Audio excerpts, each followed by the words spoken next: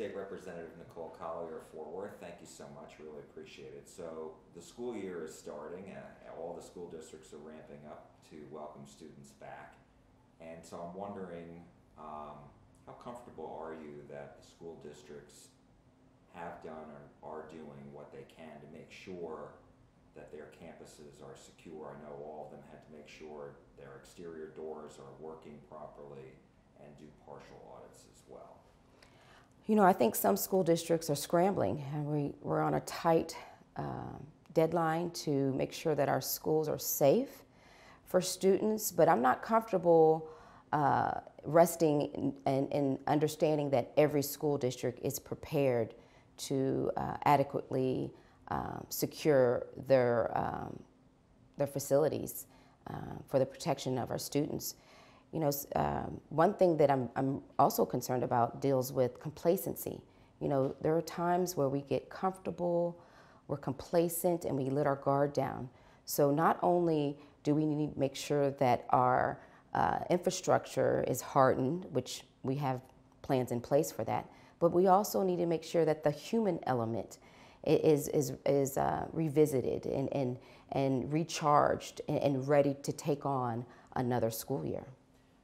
Just as it relates to, you know, the requirements of the school districts before their school classes begin, have any school districts in your district expressed concern about whether they were able to meet that deadline, or were they okay with it? Well, I've talked to you know, Fort Worth ISD and Everman ISD, and they feel confident in their ability to meet any deadlines and be prepared for the next school year.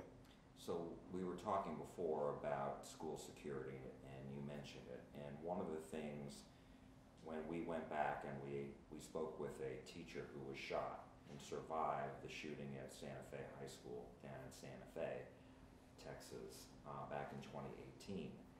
And she was saying how the laws that were passed by the legislature didn't go far enough in making sure that the schools actually had to comply with the standards, didn't have any teeth to make sure. What is your thought about that? And how big of a concern is that, you know, when they went to follow up, you know, things aren't done. We saw what happened in Uvalde happen in Santa Fe as far as unlocked doors, classroom keys being an issue. And right. So, what do you make of that? Well, I don't disagree that there were policy and legislation that was put in place that wasn't followed, that hasn't been followed, and you know, it's another complacency thing. It could be comfortability. You know, when we write laws at the legislature, we need to make sure and remind ourselves that they do and accomplish the intended task that they were created for. And so sometimes we can be our own worst enemy when we're writing these bills, trying to please each and every person that is involved. You know, if the purpose of a piece of legislation is to provide safety, do we meet that goal by providing waivers and exclusions in these, or exemptions in these bills? Maybe not. Do our agencies have authority and the power to confirm and check to make sure that there is compliance with the rules? Absolutely, they have the ability to do that. And so we saw that some of that was not done. Some of these things that if we write a law, maybe it's not effective, it doesn't accomplish the intended goal, or maybe whenever the agency implements it, they don't go back and confirm that it's been followed through or implemented themselves. And so I know that there is always this struggle, local control versus state. In this instance, do you think the state does need to exert a little bit more authority to make sure that the local school districts are complying with the standards that are set? I think that it should be across the board. The state, if the agencies have been given a task from the state legislature, if they've given the authority, the power, they need to make sure that they use it and they follow through, because a lot of times these bills come with reports. How are you going to complete your report if you don't follow through? You've got to finish it. And so I believe that that is something that, you know, at the state legislature, because one thing we do is that we revise policy. If we found out it wasn't working in that interim period before, from the time it passed and it was implemented until the next session, then we can have time to rewrite the law or revise it so that we can make sure that it does accomplish the goal that it was intended. In October 2020, there was an audit done by the Texas School Safety Center to see how the school districts were complying with the requirements as far as coming up with multi-hazard emergency operation plans and active shooter policies. And as it related to the active shooter policies, only 200 school districts were rated that they had a viable plan for an active shooter policy. 200 of 1,022. And then with regards to these multi-hazard emergency operation plans, only 67 of the school districts were deemed sufficient, their plans of 1,022. So when you hear that, and I don't know if they updated that since then, I've asked and I'm waiting to hear back, but when you hear that, what goes through your mind? That's very disappointing. That's a failure on the system, because if that's what was asked of them and that agency or that department within that agency did not comply, then there should have been a follow-up to see why or what was going on. Because if those other school districts, out of 1,000+ school districts, you only had a handful to be deemed viable, then what was done to help them get to become viable? What was there any corrective action planned? I don't know. But I'm interested in, we need these answers. We have to have these answers because we don't have much time. School's starting next week, basically. And so the lives of our children depend on it. The lives of every educator and person that works in our school district depends on this information and being prepared. So it's a failure. That's a failure if we did not go back and try to get the answers that were required.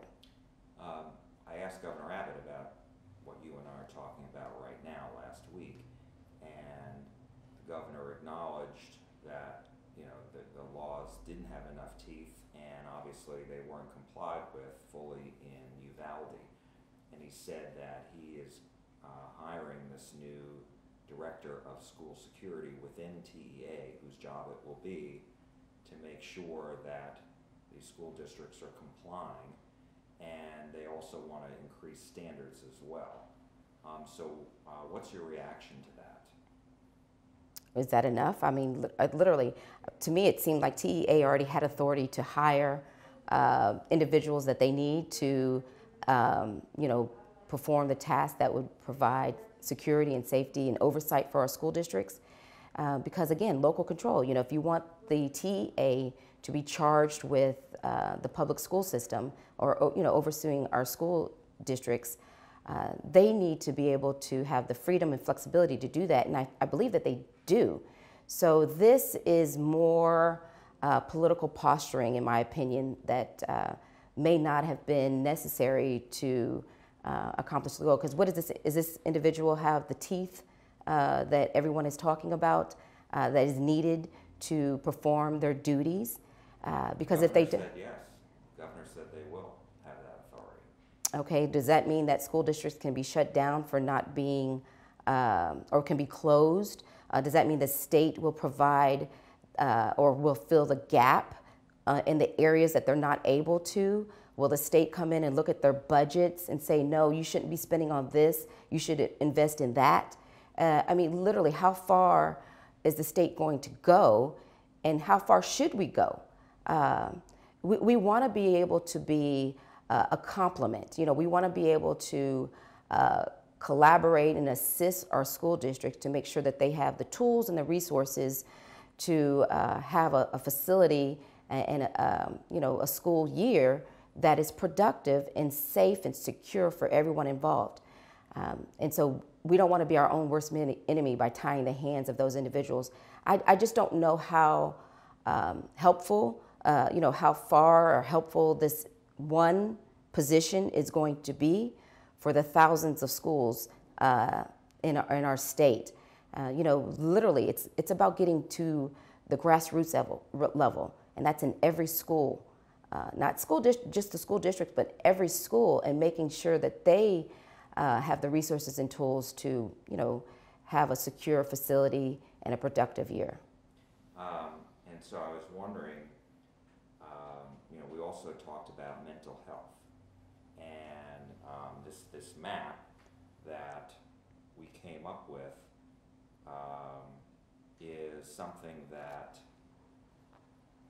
shows that most school districts in the state of Texas either have no or inadequate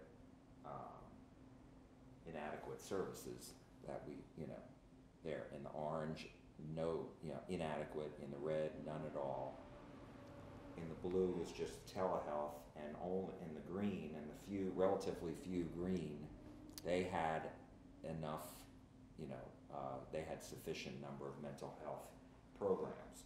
So when you look at that map of what we came up with, which was based on TEA and also... But I don't even see DFW area with the green. So, we're urban area. We consider us... inadequate. Yeah, that's unfortunate. That's very concerning. That's very concerning that you're saying adequate, meaning that there's not enough resources to meet the needs of the school district. Yeah, according to this map, all that orange in our area is inadequate. And so there's green speckled in places, but that again that's adequate access. Orange, where you saw most of the DFW North Texas area, was inadequate. And this is a TEA map? No, this is a map that we, CBS News, came up with using TCHAT, the mental health program, and TEA data.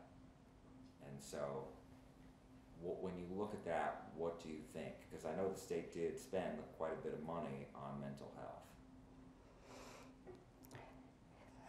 Well, literally, it doesn't matter, it seems, if you're in a rural or urban area. It's inadequate according to that chart and that graph. That means there's more work that has to be done to meet the needs. Even though we've passed legislation, is it effective? Is it doing the intended, action that it's required, that was meant for that bill? So it's upsetting. It's very upsetting and concerning. That's alarming, rather.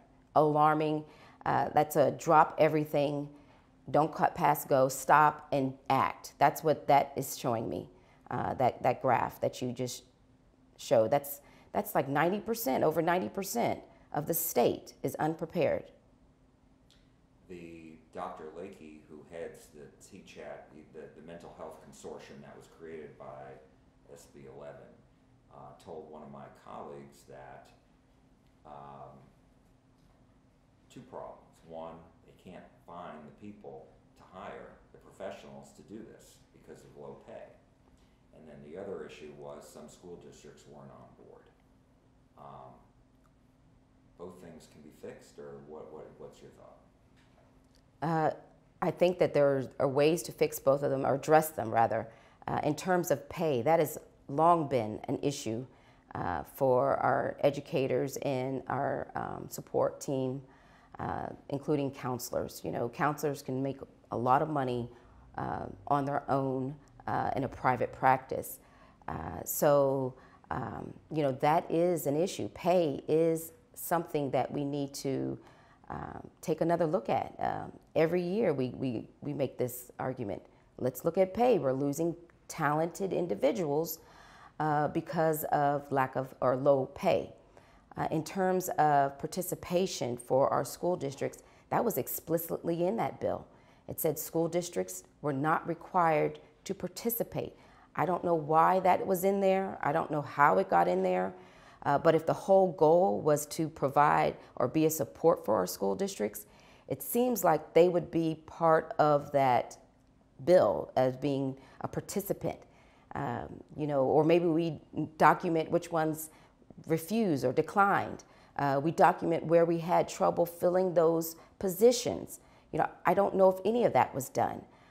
But if you have a free resource, meaning it was free to our school districts, I just don't know off the top of my head why that would be refused. Why you would refuse a free resource to help with the mental health and substance use disorders that plague our schools.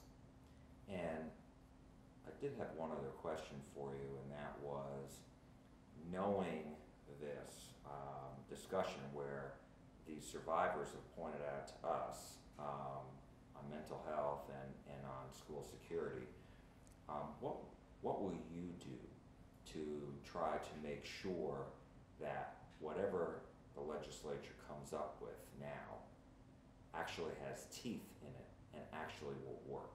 Right. So, as a legislator, it's important that we work with our community partners, the stakeholders, those that are actually in the schools, and find out what works and what doesn't work. Our agencies should be doing that too. But working with them, revisiting legislation that was filed that didn't pass. Representative Theory had a bill that would have put a panic button in every school that would have led to notifying law enforcement if there was an issue. There's measures that we can take to reduce the occurrence. I'm reminded of Maya Angelou's quote where she said, "When people show you who they are, believe them the first time." And so when you have an individual who is making statements and doing things that show that they are a harm to themselves or potentially the community, we have to believe them and provide the resources that are available to them. And if we don't have anything available right there, we need to find a place that can help that individual. So believe, watch, observe, and then act. We've got to be able to act. So I'm going to work with my legislative colleagues to address legislation and make sure that it does meet the intended goal and identify areas where it doesn't, where we're providing exemptions, and then have them explain why they would do that and how it's going to provide a safety measure for our school without it. This is something where everybody may not be on a school committee or the select committees that are now working, but if I hear you correctly, it doesn't matter. Everybody has to be in on this. Everyone has to be on it, and everyone has the attention. Innocent lives were lost because of a multitude of failures, and we cannot go one more day without taking action to save future lives. And so we have to remember those innocent lives that were lost, and then also act to save other lives. So I feel like you presented a lot of things. I felt helpless, angry, disappointed, and I'm sad about it. Everything that has happened, and we can't go another day allowing that to happen because we have the power, we have the authority to act, and that is something that we will do. Whether it's enough, I don't know, but I'm not going to stop until we press it and make it known what can be done. Is there anything else that you'd like to say? Let's see here. You're focusing on the mental health aspect because it's more than just mental health. Mental health and school security. But as far as guns, I know that our polling, what we have done, CBS News poll, and other polls have showed that people want to see, majorities of people want to see universal background checks. They also want to see, raising the age, not everybody, obviously, but a majority in our poll showed they want their age to be raised to 21 for AR-15 style weapons, and also red flag laws.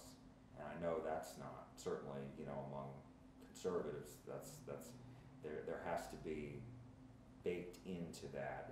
If they go along with it, there has to be due process. Basically. Well, I mean, I don't know of any red flag law that was filed that didn't have a due process. I think that, you know, one of the things that people were, you know, going back and forth over on the red flag was who is the initiator? Would it be law enforcement? Would it be a family member? And I think, you know, law enforcement at that time was not comfortable being the one to ask the court to consider the removal of the weapon. So, you know, that's another way that we hurt ourselves by not, you know, taking a stand for what is right and what can actually help people. Somebody's got to do it, and whether it's the police, the school, the police or the family, let's just make a decision. The best practice that we can, you know, come up with that's going to be effective. So yes, the red flag law with due process, it's very reasonable in my opinion. I think, you know, if you give somebody the chance to be heard, you know, I think that that's something that is reasonable. It's a reasonable consideration. But it's not it's not one issue. It's not mental health. It's not just guns. It's a whole. If you got to look at the whole picture, it's hungry. You know, homelessness. People are hungry. People have you know, challenges with employment. All of that within the home, within the personal space, contribute to you know, a perfect storm of an environment that would cause you know, this you know, mass destruction type of behavior. So it's not just looking at the mental health. Yes, we have to look at mental health. Yes, we have to look at access to guns. But we also need to look at that human element, looking at the individual, seeing what their, you know, lifestyle or life, personal life includes. Do they eat today? Do they have a home to go to? You know, do their parents work? These are all things that put together can contribute to this type of bad, tragic, harmful behavior. We appreciate it Okay. very much. All right. Thanks. State Representative Nicole Collier, thank you very much. Thank you. Appreciate it.